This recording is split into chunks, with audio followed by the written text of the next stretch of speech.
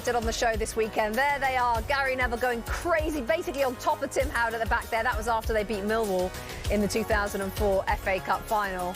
Gary, what are your memories? Oh, it was a good day. Always great to win, great to play with Tim, although he was just talking to me there, but he reckons he never came for corners.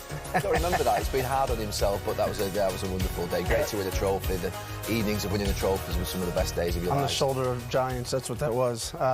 Great day, yeah. You go to United, you hear about all the success and about what it's like to play in cup finals and the meaning of that. And first year, amazing. Well, those were the days, of course, 2004, where Manchester United were both a massive club and a massive team. The quote yesterday coming out of Ruben Amorim is, "We are a massive club, but we are not a massive team." Your reaction to that? Very honest. One that I think could get played back to him in 18 months, 2 years, if he's not created a massive team. Obviously, he'll have transfer windows to be able to work on it. But I think Wednesday night will have hit home to him, the game against Arsenal, but there's a lot of work to do. He'll have been happy, I think, with the first part of the game. But once we concede a goal, once United concede a goal, they don't really recover well from it. They always seem to sort of go down. And there was a picture of him, I think, on the bench with about 10 minutes to go, where for the first time we saw that little bit of a dejected look and the reality of how big this task is. It was a problem, though, wasn't it? The corners that they gave away. Oh, the corner's ridiculous. I mean, I really would be interested to know what Tim says about it, because I honestly believe on the second corner, that one that loops over to the back post, I think your goalkeeper's got to come there. But Arsenal are fantastic at these corners. You know that before the game. They're the best in the league. But Manchester United had to do more. They couldn't give away 13 corners. The average in the Premier League is about 5 or 6 a game. They give away double that. So, yeah, there's a lot to work on, and the set pieces they've got to get better at. Keeper should have come? Yeah, look, anytime the ball's in the air that long, that's exactly...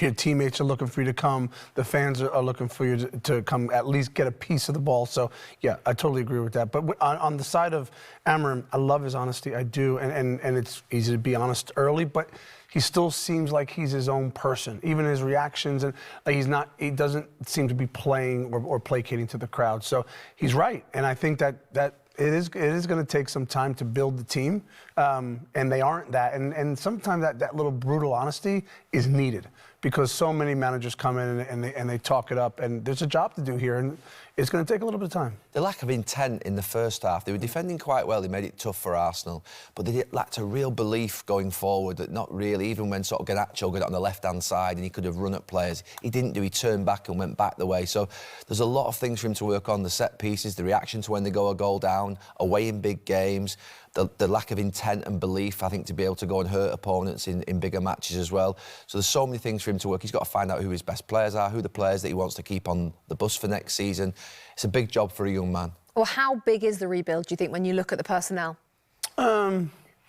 It's sizable. It's sizable because I still think when I watch them every week, you know, the comparison for Manchester United isn't like maybe they can get to 5th or 6th. The comparison is this team has to win a title, right? And when I look within the team, there's not a lot of title winners in that team. So are there any?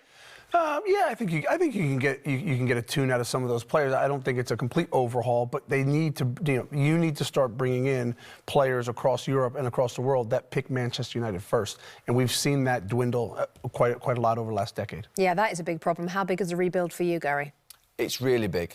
I think overhaul. It is an overhaul, because I think that Tim's right. There are some of those players who I think you could involve in a 22-man squad, but I'm not sure how many of those players will get into the teams of Arsenal, Manchester City and Liverpool. And that's the test. They're the teams that are at the top. And if your players aren't as good as the ones that are in the top 3 at this moment in time, even Chelsea now coming forward with that young team that they've got, how many players at Manchester United's first 11 would you swap for those 4 clubs? I'm not sure there'll be that many, and that's a big problem. Who does he build the team around that's there? Do you know something? I asked the question last week, if you had to pick one of these players to go into the United 99 team or the United 94 team or the United 2008 team, and I'm not sure you could even pick one. That's a problem. Tim, can you come, I mean, Bruno maybe you could say, because he's got ability, but I'm not sure. No, I mean, you hope Bruno, you hope a guy like Mason Mount can come good in the formation, but it's tough. It's a task. Yeah, sounds like an overhaul to me. Manchester United playing Nottingham Forest a little bit later on. Hi there, I'm Rebecca Lowe, studio host of NBC's coverage of the Premier League. Don't forget to hit subscribe to watch more videos all season long. And if you want even more Premier League content, from original series to live matches, head over to Peacock.